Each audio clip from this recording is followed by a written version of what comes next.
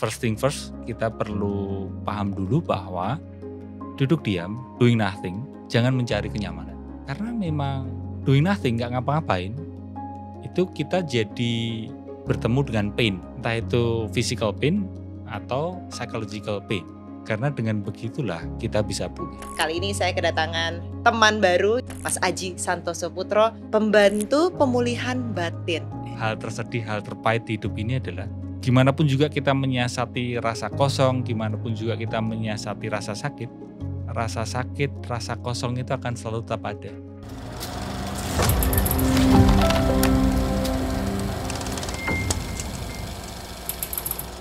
Selamat datang Mas Aji. Terima kasih ya, udah mau-maunya mengundang saya gitu. Mau-maunya datang ke sini. Aku yang harusnya ngomong kayak gitu. Thank you. Makasih banyak Mas Aji. Lahirnya 22 November di Solo. Iya. 83, jadi kita gak beda jauh umurnya. Oh iya, jadi saya ditemenin ini ya, sesama 40 ya. Sesama, aduh diingetin lagi. Aduh. Iya. Dan anak bungsu dari 3 bersaudara. Benar sekali, sebenarnya 4. Oh. Jadi kakak saya ada yang meninggal dalam kandungan. Jadi kakak saya pertama itu cowok, lalu yang kedua cewek. Terus sebenarnya ada satu lagi, tapi meninggal dalam kandungan atau istilahnya meskram ya. Ya. Lalu baru saya. Sehingga jarak usia saya sama kakak saya yang cewek cukup jauh. Berapa tahun bedanya? 6. Oke. 6 tahun. Ya bener 6 tahun ya. 77 kakak saya. Dengan kakak pertama? 75 kakak saya. Oh, udah lebih senior lagi. Iya ya, 8 tahun. Ya. Ya. Dan lahir itu benar-benar diasuh oleh ibu sendiri, single mom. Iya, iya. Dari kecil. Dari kecil. Ini dari bayi single mom. Iya, jadi seingat saya saya dan seperti cerita-cerita yang disampaikan ke saya oleh mama saya, sejak saya kecil itu memang ibu sudah tidak rukun sama bapak, sudah tidak serumah, tidak sekamar, sehingga masa kecil saya ya hanya dirawat oleh ibu saya. Jadi ketika dari bayi itu papa udah nggak pernah ada di kehidupan Mas Aji? Masih ada, cuma kayak dari rumah orang lain lalu pulang ke rumah, dalam tanda petik bukan pulang sih, kayak ke rumah saya, ke rumah ibu saya. Ya mungkin seminggu sekali, enggak setiap hari gitu. Tapi ada kalanya juga frekuensinya sering gitu. Tapi kualitas hubungan saya dengan bapak saya itu enggak seperti anak dengan bapak. Sejak kecil itu saya kayak ya ini ya, karena kan ibu saya sudah enggak rukun lagi dengan bapak saya, sehingga saya kayak ada rasa risih gitu waktu kecil gitu. Saya malah berusaha menghindar dengan bapak saya gitu. Ya, sampai terbawa. Ya paling seru kan remaja, maksudnya dalam tanda petik ya serunya, kayak ada rasa agresivitas gitu ketika SMA, kuliah. Agresivitas tuh lebih marah kah gitu? Nggak nyaman aja gitu, nggak tahu kenapa ya, karena secara psikis mungkin ya, secara emosi juga mungkin ya. Jadi kayak mungkin juga ada kemarahan juga sih, nggak nyaman, marah. Ya karena kan pemahaman saya sampai sekarang, seorang anak itu di awal-awal apalagi ya, itu tidak membutuhkan kesan bahwa dia punya orang tua. Tapi justru seorang anak membutuhkan kesan bahwa bapak dan ibunya itu saling mencintai. Dan itu tidak saya dapatkan ketika saya lahir waktu kecil. Saya ngelihat waktu kecil saya melihat ada 2 orang, yaitu bapak dan ibu saya yang tidak rukun. Masih inget itu? Iya, karena waktu kecil itu juga ada rekaman kayak teriakan, bentakan, atau mungkin gelas melayang, kaca pecah dan sebagainya. Dan itu memang masa kecil saya yang mungkin ya membuat saya jadi seperti ini sekarang ini. Gitu. Umur berapa tuh Mas? Masih inget banget, vivid banget memorinya? Mungkin TK ya. Bahkan ada satu momen yang saya dilarikan gitu, maksudnya jangan sampai ngelihat itu gitu, dilarikan naik becak kalau di Solo ya. Zaman itu saya sama tante saya, ibu saya kayak teriak untuk, ini aja ke tempat tante," gitu. Karena di rumah memang waktu itu memang ya itu, baru chaos lah gitu, kaca pecah atau mungkin, eee, gebrakan meja, bantingan pintu gitu-gitu. Mmm. Gitu. Dan itu berhenti sampai umur berapa? Ketidakrukunan itu? Dan akhirnya kayak mama akhirnya sendiri gitu? Jadi sejak kecil memang ini bayangan saya ya, Iya sebatas ingatan iya. saya, itu kayak memang udah nggak serumah, udah nggak rukun, dan sampai bapak saya meninggal waktu saya kuliah, memang nggak rukun, nggak nggak pernah rukun gitu. Cuma Oke. cuma mungkin, kekerasan verbal atau mungkin, teriakan dan sebagainya itu, lama-lama nggak terjadi lagi karena semakin jauh jarak antara, ibu sama bapak saya gitu. Udah Mmm. jarang ketemu, jarang ngobrol Kalau kakak-kakak gimana? Deket nggak dengan, denganmu? mmm, ya dekat Mmm. dekat dekat, tapi hanya saja kan resiko anak bungsu ya. Mmm. Di satu sisi banyak orang melihat anak bungsu itu adalah anak yang dimanja, Mmm. ya kan, Mhm. disayang. Tapi di sisi lain saya juga menyadari bahwa, seringkali suara yang saya alami ya, sebatas yang saya alami, seringkali suara anak bungsu itu disepelekan, ya kan. Ini kayak adik aku bakal setuju sih, dia anak bungsu dan bedanya jauh. Iya kan, ketika ketika ngasih saran, ketika bersuara, "Oh sebaiknya begini," atau pendapat seperti itu gitu, ya tentu ibu saya akan bilang, "Kamu kan masih kecil, kamu kan masih, belum setua aku," gitu. Demikian juga kakak-kakak saya juga seperti itu gitu, ya Mhm. kan. Ya ya memang itu kan ekspresi ego lebih tua ya, merasa lebih tua dan merasa lebih tahu kan. Dan itu ego yang cukup tebal gitu. Ya, saya hanya tersenyum aja sih, tertawa aja dan menerima resiko sebagai anak bungsu. Karena kan kalau masa usia mengalami akselerasi gitu, maksudnya percepatan dan sa saya sebagai anak bungsu lebih tua dari kakak saya atau bahkan lebih tua dari ibu saya kan malah malah nakutin ya. Mhm. Nggak natural jadinya ya, Iya nggak iya natural. Terus iya. akhirnya masuk ke UGM ngambil psikologi, Mmm. itu kenapa akhirnya pengen One of itu, jalanku ya, maksudnya, pilihan jalanku untuk aku sejak SMP kelas 3.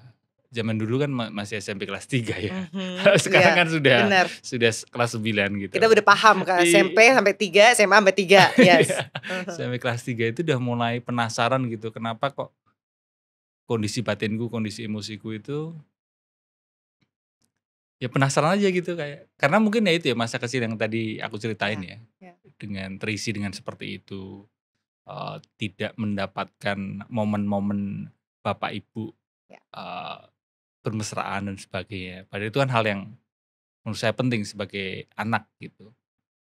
Sehingga, SMP kelas 3 SMA apalagi dengan apa, puber ya, masa puber kayak mencari jati diri itu kayak, oke aku penasaran gitu untuk mengenal diriku gitu. Sehingga waktu lulus SMA dan kebetulan waktu itu dapat keselarasan IPJ 3 pilihan. Mhm. Apa tuh isi kesalahan IPJ apa? Banyak yang pasti belum nggak Iya. fasih nih. IPJ itu kan karena, SMA-ku itu IPA Iya. IPA sehingga waktu kuliah aku mendapatkan, jatah 3 pilihan jurusan kuliah, Oh, iya iya iya, ya karena itu kan? keistimewaan anak IPA, bener. Iya iya. Mhm mhm. Anak IPS Oh, soalnya. nah, waktu itu aku juga merasa pilihan pertama, pilihan kedua itu IPA banget lah. Aku berharap karirku itu akan cemerlang dengan jurusan pertama aku ngambil teknik komputer, Oh, ITB. Percaya diri banget aku ya, wow. anak Solo tapi kepengen kuliah di Bandung ITB, teknik komputer. Pilihan kedua masih dengan perteknikan, Nah, yaitu lebih ke elektronika dan instrumentasi, UGM. Barulah pilihan ketiga psikologi, UGM.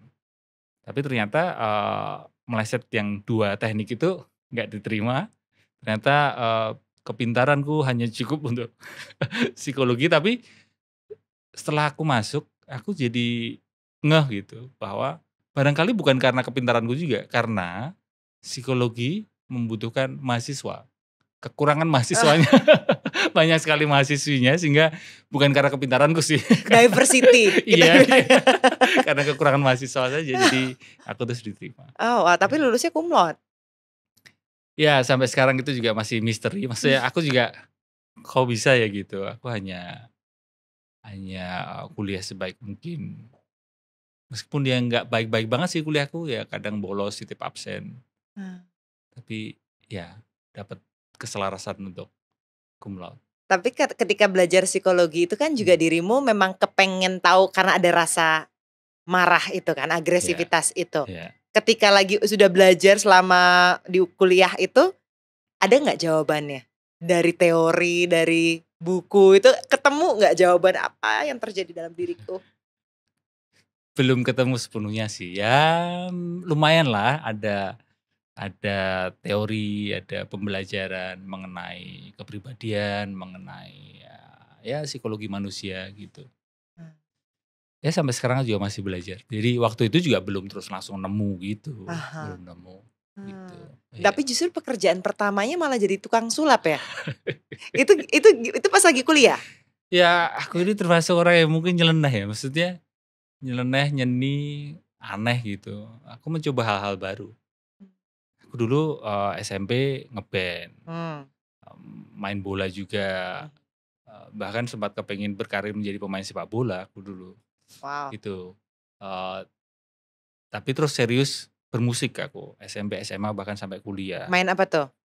Pegang kabel aja, Oh, pegang gitar. oke, main Gitar, gitar. ya. Rock lagi kan ininya kan, genrenya. Bukan? Iya, dan itu mungkin masih banyak orang yang lagu-lagu yang sampai sekarang masih aku dengerin dan kayak, "Hah? Aji Santosoputra dengerin genre itu progressive rock Sampai sekarang? sampai sekarang, Dream Theater." Oh, wow. Tapi kalau meditasi nggak pakai lagu itu kan? Enggak sih. Itu Iya. terobosan baru soalnya. Oke, kemudian Iya. jadi main Jadi band. main band ya, Aha. dan SMA pun juga aku ya karena nyanyi ya, jadi bermusik dan sampai terpapar dunia sulap. Nah, terpapar dunia sulapnya ini, itu gara-gara waktu masa kecil, mamahku itu karena mungkin kan tidak mudah ya, punya relasi seperti itu gitu, karena bapak saya kan selingkuh, Hmm. sehingga merasa dikhianati ibuku dan ya batinnya sangat terluka. Dan salah satu, cara ibuku untuk coping, adalah dengan nonton David Copperfield. Ya, jadi punya Wow. koleksi kaset Betamax atau VHS itu banyak sekali rekaman show-nya David Copperfield. Dan ketika waktu kecil nyuapin aku makan, aku dipertontonkan David Copperfield. Dan itu nempel di ingatanku bahwa hidup ini ajaib gitu, dengan sulap dan sebagainya itu. Dan itu terbawa sampai SMA, bertemulah dengan counter sulap, Hmm. jualan alat-alat sulap. Di? Waktu itu di Jogja, aku masih SMA waktu itu.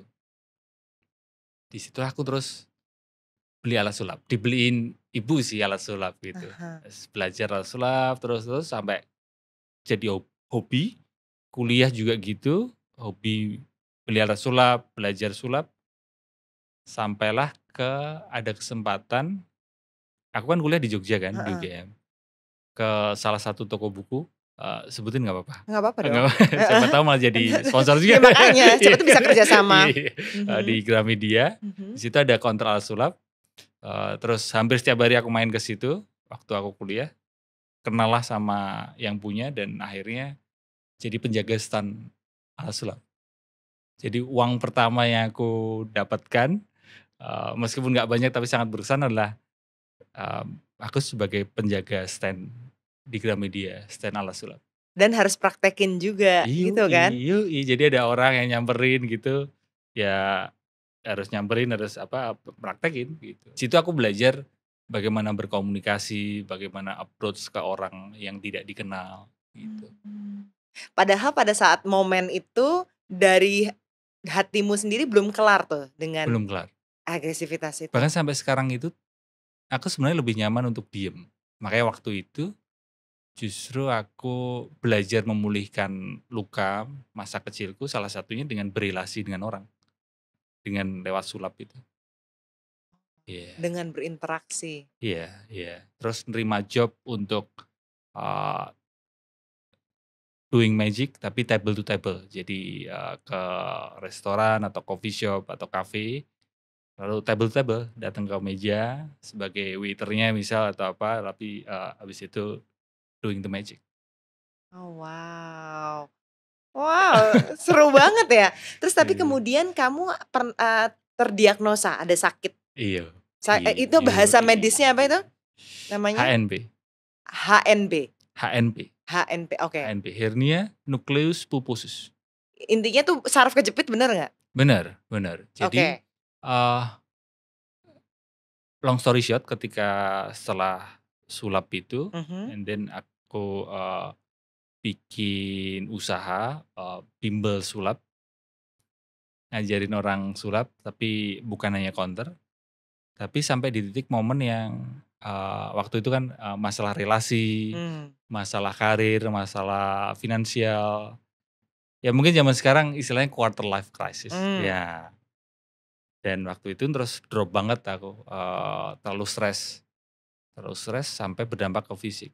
Nah itu, di suatu pagi, kepala kiri kesemutan, hidung kiri mimisan. Dan sampailah ke ya itu, diperiksa ke dokter, dokter bilang, "Tulang belakangmu yang nggak beres." And then MRI, Mhm. dokter ngelihat, "Oh kamu HNP, hernia nucleus pulposus di L4 L5 kalau nggak salah, ada Mmm. di ruas Mhm. dan jadi spons Iya. tulang belakang itu meleset dan melesetnya itu menekan syaraf sehingga makanya kesemutan dan sampai badan itu jadi panas sampai mimisan itu. Dan waktu itu sore hari, aku periksanya, dokternya bilang, "Malam ini kamu opnam ya dan besok operasi," gitu, operasi tulang belakang. Umur berapa tuh?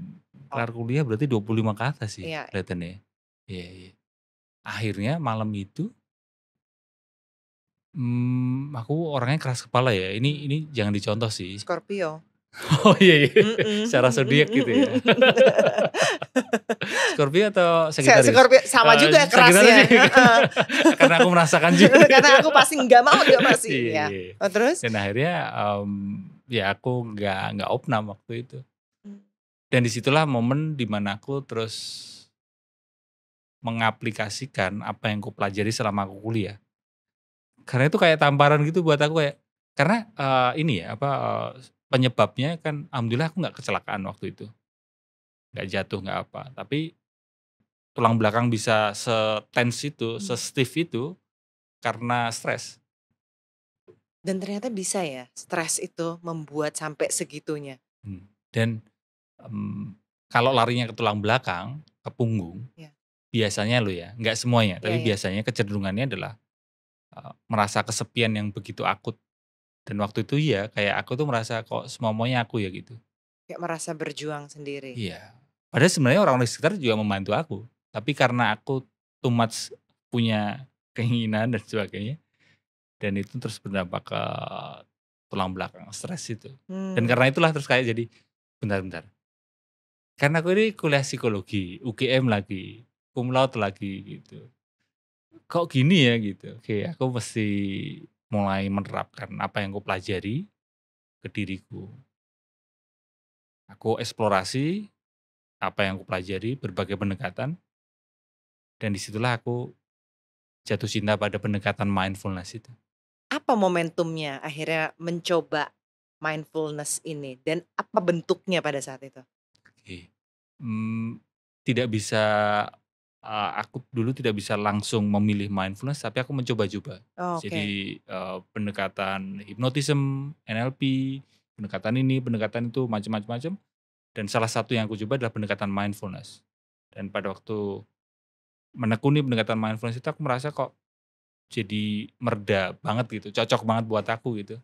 Mindfulness ini maksudnya, meditasi? Meditasi, meditasi, mulai mulai belajar tentang hidup berkesadaran, mmm, rileks, mulai, slowing down, mulai letting go hal-hal yang sebenarnya nggak benar-benar penting. Termasuk creating space, creating pause moment. Oh. Jadi ketika mau dioperasi besoknya, Mhm, milih nggak jadi mhm, di hari itu, iya, kemudian mencari mulai mencari.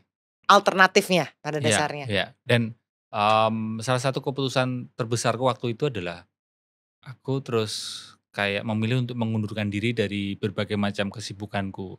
Saya masuk ke ranah entrepreneur, waktu itu wirausaha muda. Iya, sempat menang juga ya, Iya, Wirausaha Muda wirausaha Mandiri? muda Bank Mandiri gitu. Jadi Mmm. finalis dari Jogja dikirim ke Jakarta, tapi lalu kalah di Jakarta. Iya, jadi, waktu itu belum ada istilah startup ya. Iya, Ya, iya, waktu itu betul. yang menjadi keren, anak muda keren itu wirausaha muda. Nah, yang aku kejar title itu, dan ternyata bikin stres, bikin overthinking diriku. Ya, waktu itu terus akhirnya mengundurkan diri itu kayak, oke aku perlu mengundurkan dari kengototanku untuk menjadi wirausaha muda, belajar istirahat, just be, Iya, itu mungkin juga just be. trigger-nya kali, Ya, waktu itu sakit? ya, ya, Eee, aku terlalu sibuk. wow, jadi ternyata title itu memang terkadang memberatkan jiwa kita ya? Iya, iya, aku terus merenung sampai sekarang, siapakah diriku ketika tanpa atribut, tanpa gelar. Berbagai hal yang aku tempelkan ke diriku, ketika aku letakin, diriku masih ada kan. So, berbagai hal yang menempel di diriku, gelar, atribut, termasuk literally kacamata. Kayak aku mendefinisikan diriku, aku adalah seseorang laki-laki yang pakai kacamata gitu. Ketika kacamata ini aku lepas, aku masih ada nggak? Masih kan? Sehingga berbagai definisi, bahkan semua definisi yang menjelaskan diriku, bukanlah diriku. Lalu kenapa aku harus terlalu memikirkan tentang hal-hal yang menempel di diri. Karena itu orang lain kan yang menyematkan kepada kita. Iya, Oh, pakar mindfulness, nulis buku, Bang Sulap, Wirausaha Muda. iya, Title yang disematkan yang akhirnya kita live up to that title. iya, iya, Nah, itu aku pun juga ngerasa seperti itu. Apa ya titleku sekarang? Oh ya, jurnalis independen maupun harus menjelaskan lagi apa iya, sih sebenarnya itu. iya, Tapi itu juga di sini aku juga jadi kayak, kenapa ini penting sekali title ini? iya. Dalam kehidupan praktis ya, maksudnya dalam kehidupan sehari-hari, mungkin mungkin identitas atau title itu diperlukan, mungkin mungkin.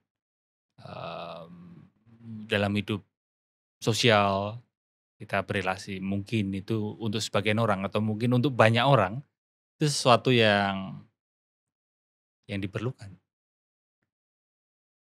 Hanya saja, aku rasa perlu menyelam lebih mendalam sih.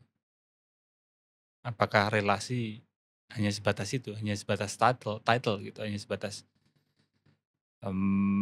oh mengapresiasi orang itu karena bertitle ini, oh aku berrelasi dengan dia karena followersnya banyak Mhm. atau mungkin, berbagai hal lainnya, atribusi-atribusi itu atau jangan-jangan ini mungkin bisa kita renungkan bersama bahwa jangan-jangan sebenarnya kita ini takut, takut bahwa ketika hal-hal itu kita letakin, kita ini sebenarnya bukan siapa-siapa. Mmm. Dan kita sangat ketakutan akan hal itu. Pada sejatinya kita ini juga, ya bukan siapa-siapa kan gitu. Kita ini sama semua gitu. Tapi saking takutnya akan kondisi itu, sehingga kita lalu terlalu sibuk, kita jadi agresif, kita terlalu attach terhadap title dan atribusi itu. Dan itulah bermunculan konflik karena itu kan. Berbagai konflik yang terjadi di hidup ini kan salah satunya kan karena title, karena jabatan. Wow, bener banget. Iya, Wah, aku mau masuk ke ketika pas kamu memandalami mindfulness itu. buat aku nggak mudah kita tuh duduk diem, Iya. mengosongkan pikiran. Itu kayak, wow, itu pencapaian lah luar biasa. Apa triknya buat dirimu akhirnya bisa bermeditasi secara yang bener gitu? There is no trick. Oh, Mmm, memang nggak nyaman, memang nggak nyaman. Duduk diam, jadi first thing first, kita perlu paham dulu bahwa duduk diam, doing nothing, jangan mencari kenyamanan. Karena kalau yang kita cari kenyamanan duduk diam, maka kita akan sulit mendapatkan. Ya mungkin beberapa saat kita dapatkan, tapi, "Oh kok habis itu kok nggak nyaman ya?" Gitu. Karena memang doing nothing, nggak ngapa-ngapain, itu kita jadi bertemu dengan pain kan, ya. Entah itu physical pain atau psikis, psychological pain. Misal nih ya, ketika duduk diam mulai muncul ingatan masa lalu yang selama ini mungkin kita suppress, itu secara psikis. Secara psikis yang lain ketika duduk diam nggak ngapa-ngapain, pejamkan mata, meditasi, maka akan bertemu dengan rasa sedih, kan itu nggak nyaman sekali. Atau kalau physical pain ya ketika duduk diam, pejamkan mata, "Duh kok bahuku nggak enak ya?" Gitu. Karena dengan begitulah kita bisa pulih. makanya berhasil dengan tulang belakangmu itu ketika melakukan meditasi ini? Mungkin pain-nya masih, mungkin pain-nya masih sebesar atau seintens dulu, tapi resistance-ku terhadap rasa sakit berkurang. Sehingga suffering-ku pun berkurang. Karena kan rumus suffering sama dengan pain dikali resistance. Di hidup ini, dimanapun juga, pain akan selalu ada. The saddest of life adalah selihai apapun kita menyiasati rasa nggak nyaman atau pain itu akan selalu ada. Termasuk rasa kosong ya. Hal tersedih, ya, bisa dikatakan seperti itu. Hal tersedih, hal terpahit di hidup ini adalah gimana pun juga kita menyiasati rasa kosong, gimana pun juga kita menyiasati rasa sakit, rasa kosong itu akan selalu tetap ada. Sehingga yang bisa kita adjust adalah resistance kita. Berapa lama kamu adjust resistance kamu itu sampai bisa ke titik ini? Karena masih ada kan? The pain is still there. Iya, iya, The iya, literal pain-nya nih ya. iya, iya. Saya sampai sekarang masih belajar sih, maksudnya aku tidak bisa bilang, aku sudah berhasil, Ah, ya. Kalau durasi ya mungkin 10 tahunan, wow. iya, Dari 10 hari tahunan, pertama tadi mau dioperasi itu? iya, 10 tahunan yang lalu, ya. 10 tahunan, hampir 15 tahun mungkin, iya, Oh, wow. iya. Dan selama perjalanan 15 tahun itu dan mendalami mindfulness ini, Hmm, apalagi yang kamu pelajarin tentang dirimu? Termasuk soal yang past trauma? banyak hal, banyak hal, banyak hal. Tapi mungkin di momen ini, keselarasannya adalah self image ya. Mmm, Maksudnya gini, eee, pikiranku creating image about myself, termasuk creating image bahwa diriku terluka. mmm, Dengan menyadari bahwa pikiranku menciptakan image tentang self, yaitu diriku terluka, itu membebaskan diriku, maksudnya memulihkan diriku, ternyata diriku yang sejati itu bukanlah diri yang terluka itu kan. termasuk kamu menemukan konsep sejenak hening ini dalam perjalanan 15 tahun itu? Iya, kalau sejenak hening itu kan ya mengajak orang untuk, oke, slowing down, creating space, meluangkan waktu untuk pause momen. Karena dalam ketergesa-gesaan in a hurry, eee, kita jadi reaktif dan kita akan cenderung memilih respon yang agresif. kalau kita tergesa-gesa. Ya, jadi 2 hal itu mungkin yang di kesempatan ini, bisa aku sampaikan terkait dengan self image sama creating space yang membantu diriku untuk memulihkan, batin. Bagaimana perjalanan pulihmu sampai saat ini? Iya, Karena it's a process. yes, yes.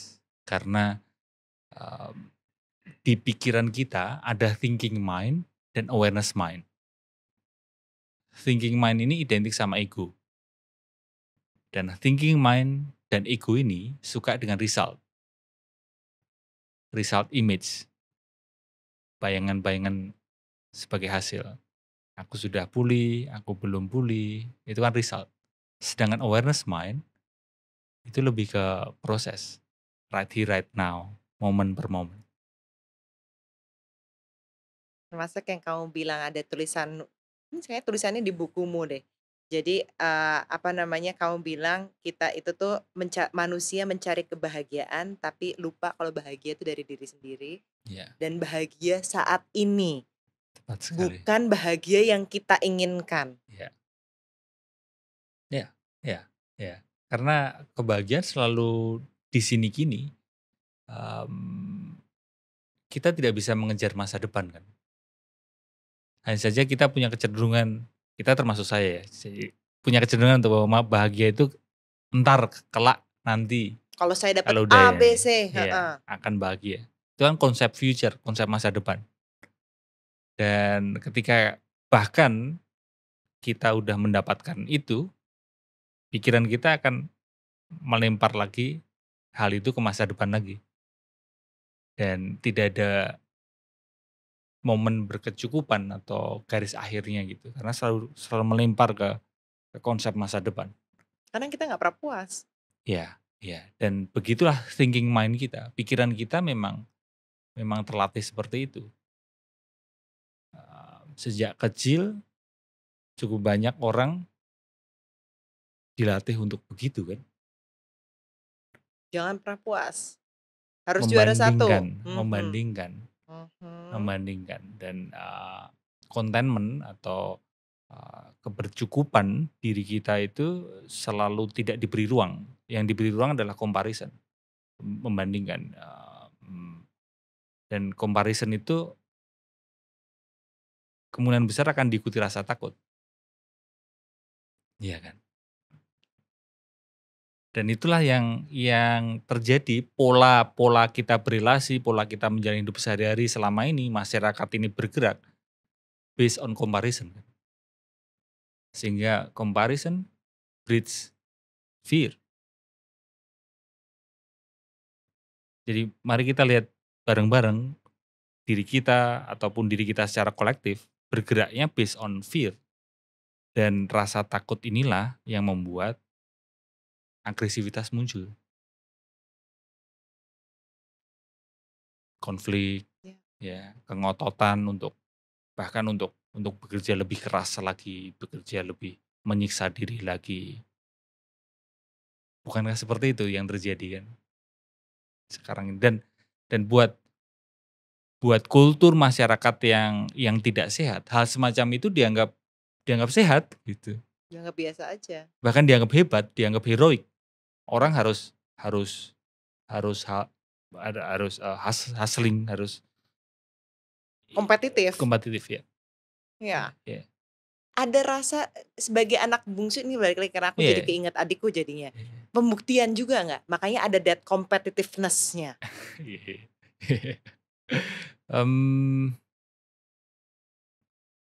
selain aku sebagai anak bungsu, aku sejak kecil memang dididik oleh ibuku untuk jangan mau kalah.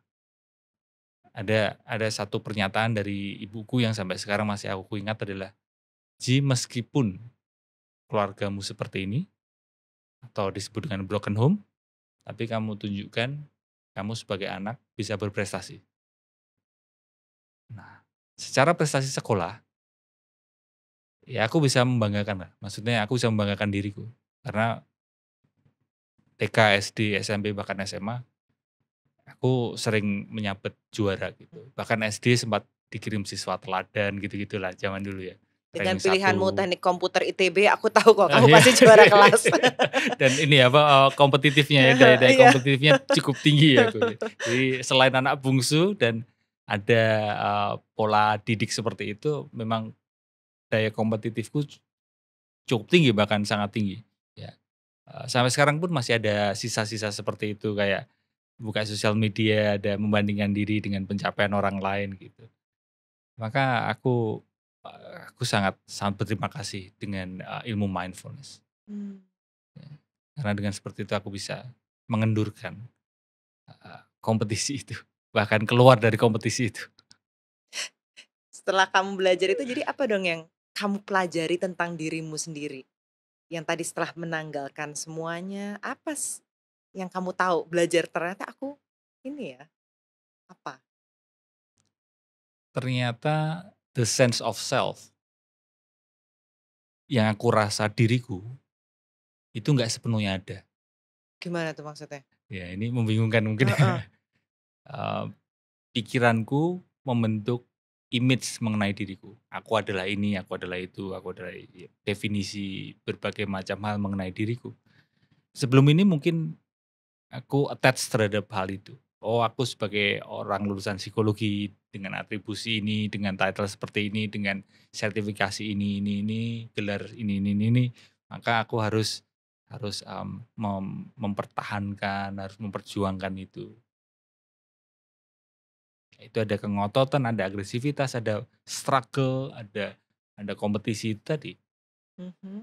Tapi dengan belajar, mindfulness, dengan menyadari diri, dengan menyadari pikiranku sendiri, menyadari pikiran yang membentuk self image itu, ternyata self image itu yang dibentuk pikiran itu kan hanya ilusi, bukan diriku senyatanya diriku. Dengan begitu, aku bisa lebih menjalani hidup dengan calm, dengan lebih woles gitu istilahnya gitu ya, Mhm. gitu. Iya. Bahkan sesimpel ini ya, apa, bagaimana aku, mmm, menyikapi sosial media dengan perlombaan angka, Ya. ya, terus mungkin bagaimana aku berpakaian dan belajar hidup minimalis dan sebagainya. Itu relate dengan mindfulness. Tapi justru dengan ketika kamu belajar jadi lebih mindfulness ini, malah orang attract ke kamu makin banyak, aku ngelihatnya. Iya, mungkin mereka kesasar mungkin. Mungkin mungkin, ya Nyasar aku terus bertemu gitu loh, aku iya ngelihatnya. iya Karena itu yang aku bertemu dengan kamu tuh juga gitu, nya nggak sengaja aja, iya semesta aja mungkin emang harus mempertemukannya lewat ya iya iya Instagram gitu. iya iya, aku sampai sekarang juga tidak tidak berusaha banget untuk orang tahu aku kayak mengejar popularitas gitu, enggak. Tapi justru ada satu hal yang aku pelajari bahwa semakin aku menerapkan apa yang kupelajari, mungkin orang jadi lebih lebih selaras sama aku. Karena kamu ikhlas. Ya aku murid yang senantiasa bodoh kok, maksudnya Mmm. aku ya belajar terus, itu aja sih yang Mmm. aku lakukan. Dan keikhlasan itu nggak akan pernah bisa berdusta gitu. Kelihatan gitu, sincere Semoga ya, semoga. sincere dan itu Semoga, menular, iya, sincerity menurutku. Aku juga baca nih, ini, yang aku juga jadi aku catat karena mmm, bukan karena aku catat mau wawancara, mmm, jadi aku catat buat catatan hidup aja gitu. Ada doktrin menakar harga demi sebuah kebahagiaan gitu, tapi nggak menjamin bahagia. Kemudian juga ada konsep yang kamu ini aku catat banget, konsep menutup jendela, kapan buka jendela pikiran untuk terima informasi, iya kapan juga harus menutup, apalagi di saat seperti sekarang. Ini kan sebenarnya sesuatu yang butuh kontrol banget kan. iya iya Kamu belajar kontrolnya itu bisa sedemikian rupa ketika memang tadinya itu masih ada kemarahan iya mungkin atau apa gitu ya, iya. berkecamuk di dalam, itu seperti apa? Gimana kita bisa self control itu kalau dari pengalamanmu? Di mindfulness, salah satu yang ditekankan adalah, eee, between stimulus and response, ada berilah jeda, berilah pause. Karena dengan adanya pause, maka kamu akan lebih bijak memilih responnya. Dan di situ ada pengendalian diri, Hmm. kontrol. Contoh misal sebelum buka sosial media, aku belajar untuk pause dulu. Karena mungkin seringkali aku pun juga membuka sosial media kayak hanya untuk mengisi waktu, hanya untuk udahlah gitu. Tapi dengan pause, oke, aku mau buka sosial media, aku pegang gadgetku ini, what for? Ada satu intention di situ. Ya. Saya buka dan misal, oh aku mau komen ke atau aku mau nonton postku Hmm. yang komen siapa. Mhm. Kita buka, lalu ada komen, aku baca komennya dan ternyata misal ada hate comment, misal, ya kan. Nah, di situ pun juga aku belajar untuk pause. Mindful breathing practice, menyadari nafas, inhale, exhale.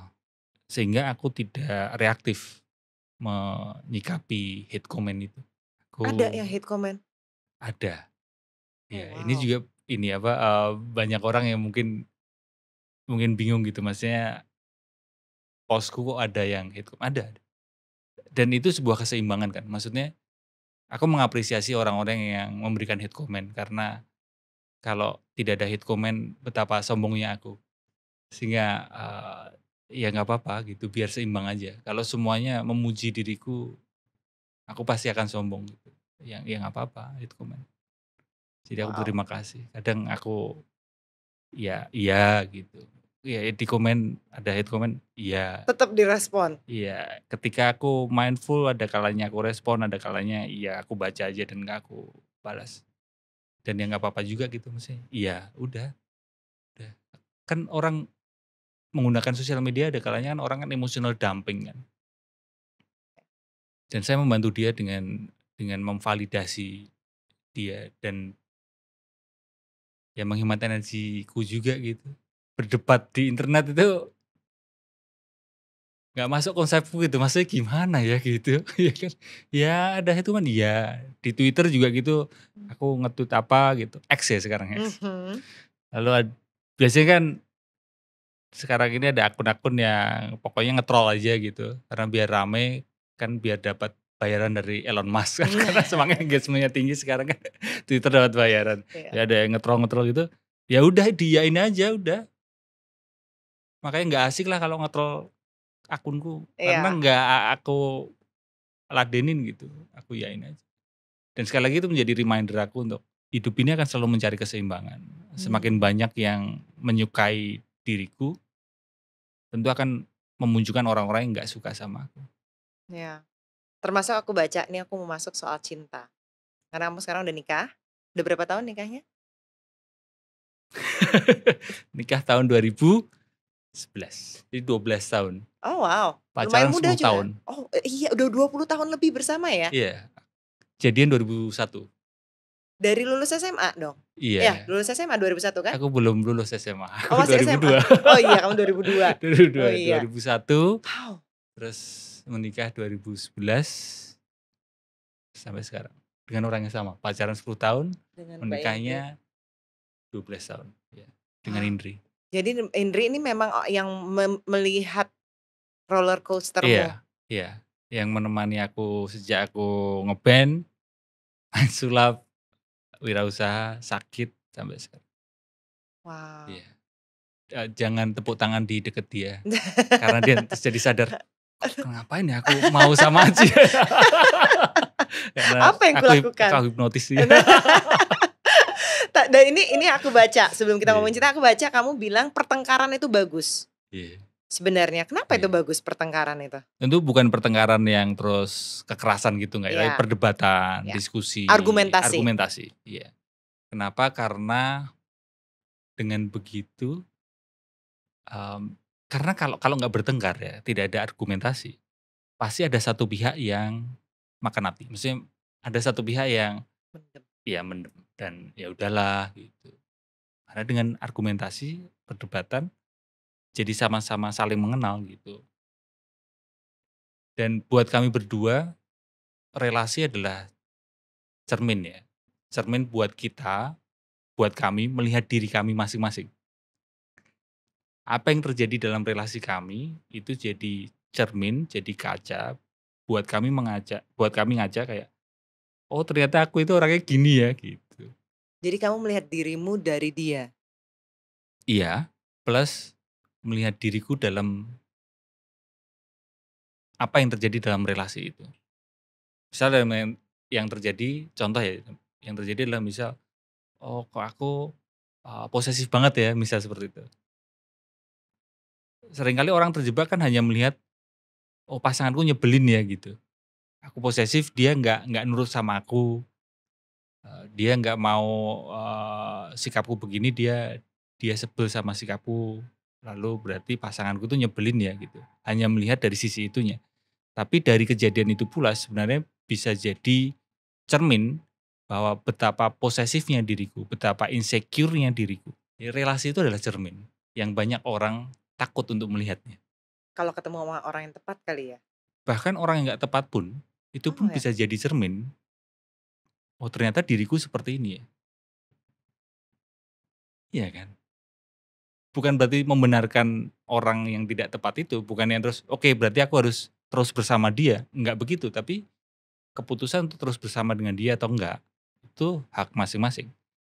Tapi apapun yang terjadi dalam relasi, gunakan pula untuk melihat diri kita, mengenal diri kita. Bener banget. Ada yang bilang sama aku, ketika kita berhubungan dengan orang lain, kita tuh nggak hanya belajar tentang orang itu, tapi kita lebih belajar tentang diri kita sendiri. Iya, benar Nah, sekali. Hmm. bener banget. Tapi kamu akhirnya bisa memutuskan menikah setelah mengalami pengalaman masa kecil, apa yang membuat kamu kayak mau mencoba berkeluarga?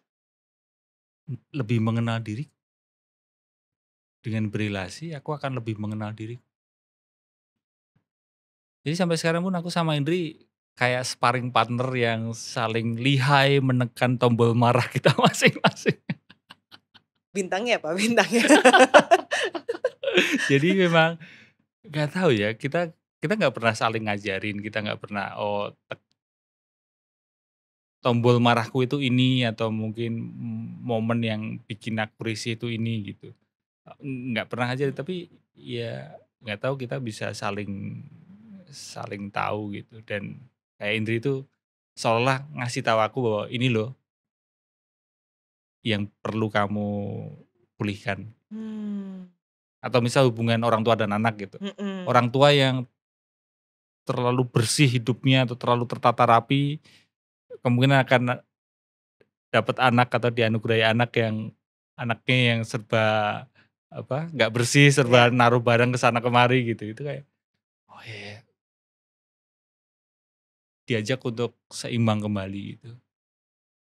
Begitu pula, relasi kami seperti itu. Dan mungkin itu yang jadi salah satu bekal kami, kami bisa sampai pacaran 10 tahun dan menikah 12 tahun. Wah, kalau di masa sekarang ini udah kayak nikah 40 tahun loh. Oh oh, Bersama-sama 20 tahun. ya Semakin jadinya malah jarang. jadi temen ya, jadi temen, Kalau gitu cinta ngobrol. buat kamu tuh apa dong? Luruhnya ego, karena sebatas pembelajaranku selama ini dan dengerin curhat, jadi pembantu pemulihan batin, berbagai masalah, bahkan semua masalah di hidup ini sumbernya satu, ego, the sense of self, keakuan. Karena dari keakuan akan memunculkan ini milikku, itu milikku. Aku harus memiliki dia, aku harus memiliki itu. Sumber masalah adalah ego. Dan penawar dari semua masalah adalah love, compassion. Karena cinta itu luruhnya ego. Pernah nggak kamu dengerin musik? Mhm, Kamu suka dengerin musik? suka banget. Suka. Mhm. Ketika kamu dengerin musik, kamu beneran suka atau bahkan kamu cinta musik itu. Pernah? Mhm, pernah? Di momen itu, dirimu kan nggak ada. Yang ada hanyalah dengerin kan. Iya. Memori ingatan apapun, pengalamanmu kayak dissolve, dirimu nggak ada dan yang ada hanyalah musik itu, dengerin musik aja.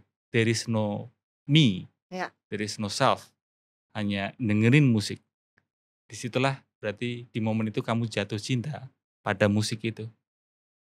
Kayak ngelihat lukisan, ketika melihat lukisan yang begitu indah dan jatuh cinta pada lukisan itu, maka si pengamat lukisan itu dissolve, hilang. Hmm. The sense of self-nya dissolve, egonya luruh. Begitu pula bicara soal cinta secara umum. Ketika aku mencintai seseorang, sebenarnya cinta itu adalah luruhnya aku, ketiadaan aku.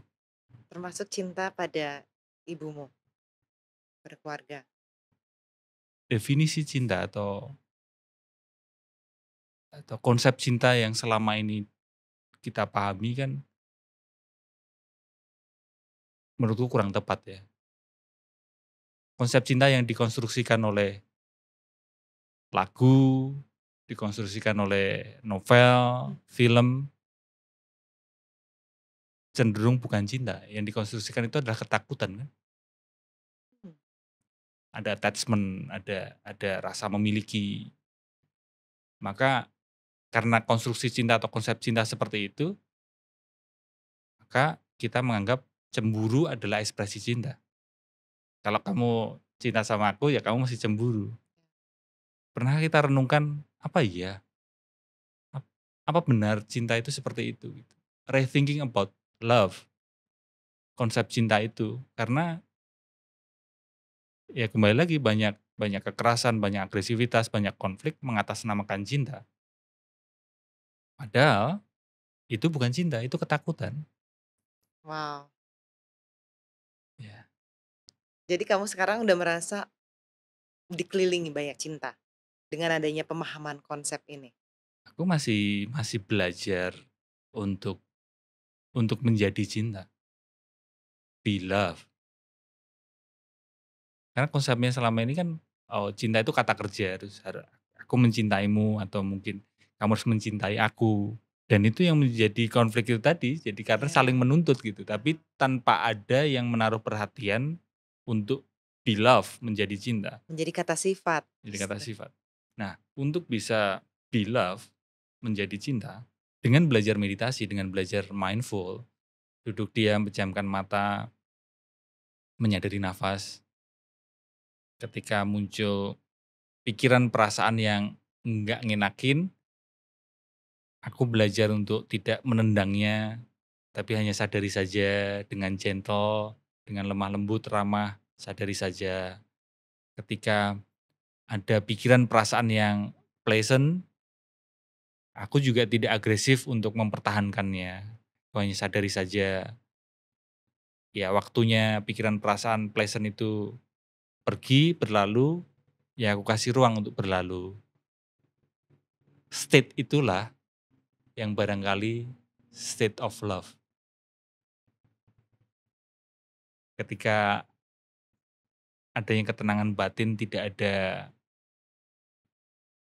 attachment, tidak ada menendang yang unpleasant, tidak mempertahankan yang pleasant. Kalau memaafkan gimana? Udah belum mencapai titik itu? Memaafkan diri sendiri, pengalaman, Hmm. udah belum di situ? Ada 2 perjalanan dalam memaafkan. Perjalanan pertama tentu ada upaya untuk memaafkan. Maksudnya karena orang tersebut pernah melakukan kesalahan ke aku, lalu oke aku perlu memaafkanmu. Tapi di perjalanan selanjutnya kayak gini, memaafkan munculnya kan karena judgement ya, dia salah aku bener. Maka perjalanan selanjutnya ketika kita mengendurkan judgement itu, bahkan di titik yang tidak ada yang perlu dimaafkan. Karena judgementku bahwa dia salah, itu pun belum tentu tepat.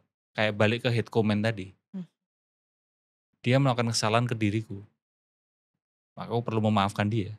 Tapi dengan pemahaman kesadaran lebih mendalam, bisa jadi yang nggak enak buat aku ini baik untukku. Hate comment itu belum tentu buruk buat aku. Hate comment itu belum tentu salah. Hate comment itu belum tentu hate. Bisa jadi judgementku bahwa komen itu salah, belum tentu benar juga judgement itu. Maka di kesadaran yang mendalam, nggak ada yang perlu dimaafkan. Karena nggak ada yang salah. Termasuk dengan almarhum papamu, berdamai mungkin ya? Sudah berdamai dengan memori itu? Ada satu momen, beberapa saat sebelum almarhum meninggal, bapak saya meninggal.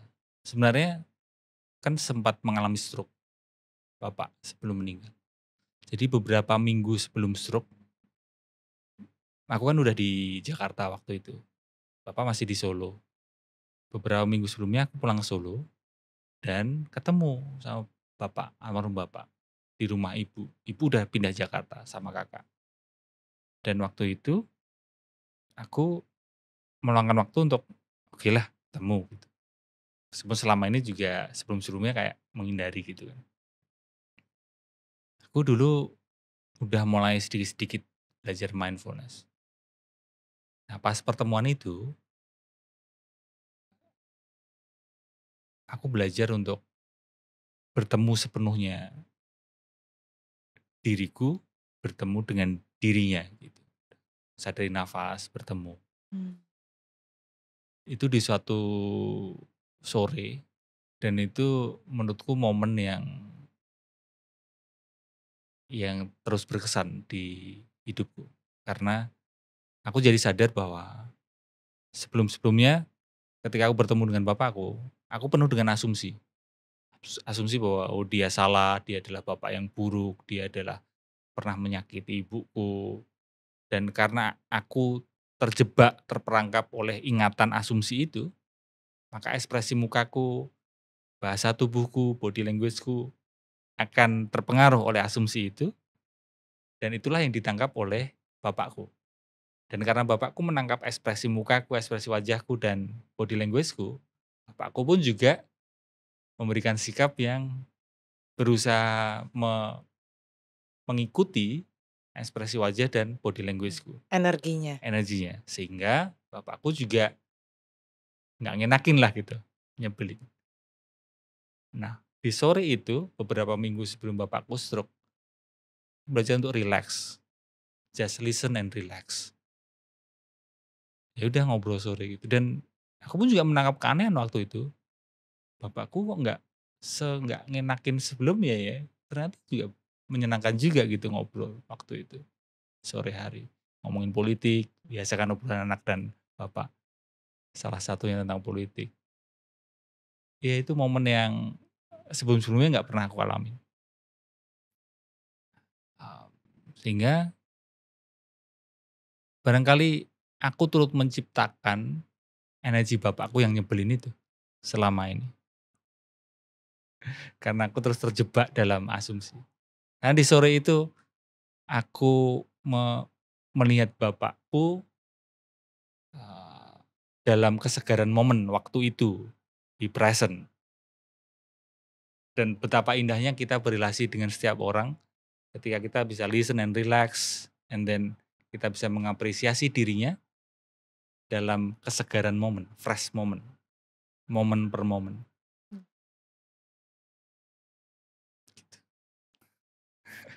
Jadi setelah pulang dari situ, peaceful?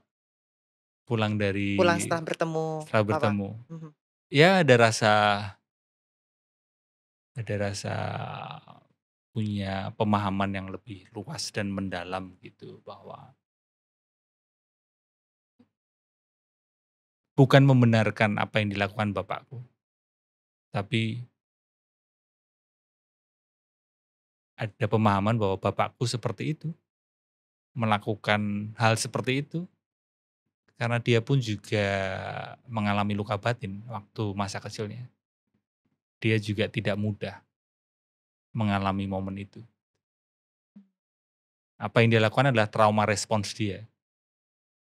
Tidak membenarkan apa yang dia lakukan, tapi ada understanding. Dan understanding inilah mungkin yang bisa menjadi bahan bakarku atau mungkin doronganku untuk memaafkan. Dan juga memotong mata rantai itu kepada siapapun yang ketemu dirimu nantinya. Ya, ya, Kayak kamu bilang, karena kita energinya nggak akan pernah bohong gitu kan. benar, benar, Dan benar. itu reciprocate kepada orang yang ketemu. Iya, iya, Membalasnya juga gitu. iya, iya. Karena tanpa sadar traumanya yang bikin siapa di masa lalu, tapi kalau kita terus bawa, kita kadang jadi menyakiti atau bikin trauma orang lain.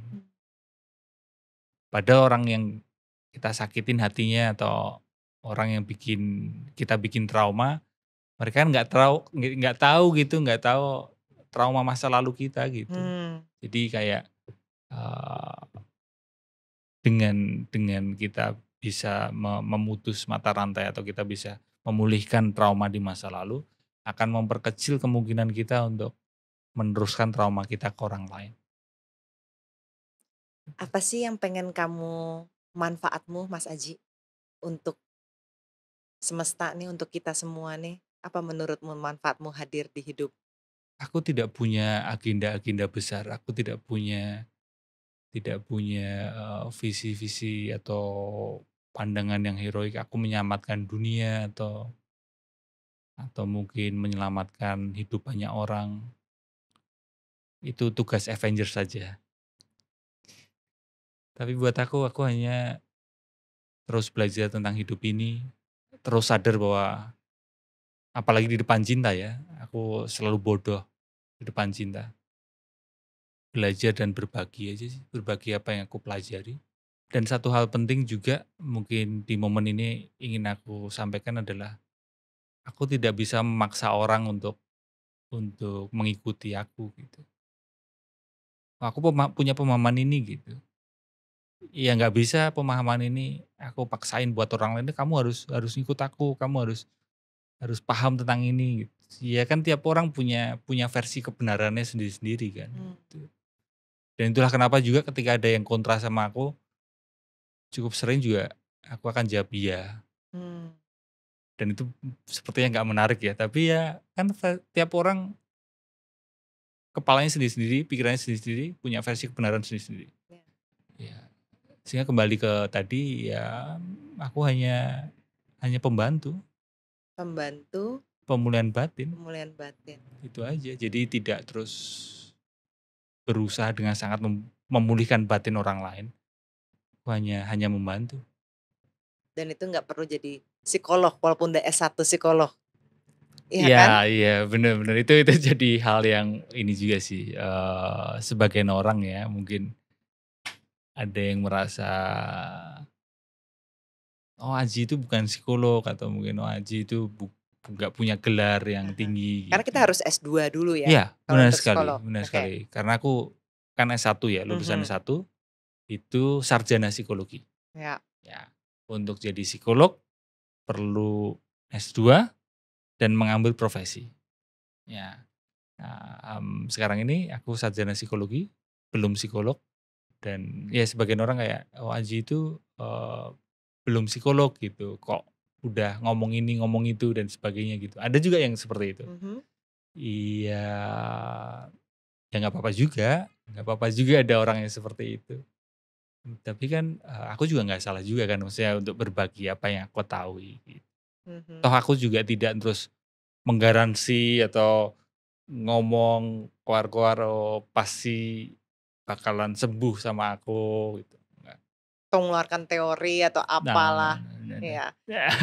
Tapi yang pasti gini Mas Aji, kalau buat aku, Heeh, kenapa aku pengen banget dan ngotot pengen ngobrol sama kamu, mungkin bukan soal my thinking, itu mungkin lebih soal awareness, karena mungkin aku butuh ngobrol sama kamu, duduk bareng ini.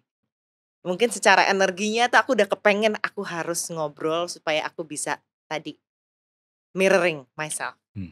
iya. Dan selama sejam lebih ini aku mirroring Oh udah myself sejam lu ya? ke kamu, jadi aku mau terima kasih banyak. Aku juga thank you for Udah having me. semuanya yang kamu tularin buat kita semua yang ada di sini. Mudah-mudahan thank you. banyak yang tertular lagi. Thank you for having me. Terima kasih banyak. Makasih ya. Makasih ya. Kasih ya, bagus. Tapi habis itu besokannya gue nggak mau lagi main net. Dunia ini penuh dengan kebohongan seperti itulah. Apa ukuranmu kalau gitu sebuah kesuksesan? Nah, sukses itu kalau saya siapa yang bayar saya. Thank you for watching. This program is part of Cauldron Talks. Selain di YouTube, teman-teman bisa nonton di Facebook Watch dan dengarkan di Spotify atau Apple Podcast. Cari Cauldron Talks. If you enjoy it, please share with others.